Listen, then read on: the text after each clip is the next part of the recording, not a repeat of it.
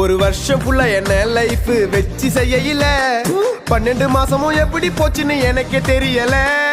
உதயநிதி குச்சாரு துணை முதல்வர் பதவியில நடிப்ப நிறுத்திட்டு என்ட்ரி குத்தாரு தளபதி கட்சியில நிறைய பேருக்கு இங்க டிவோர்ஸ் ஆகையில கீர்த்தி சுரேஷுக்கு கல்யாணம் ஆகையில என்னென்னமோ ஆச்சு ஒரு வருஷத்துல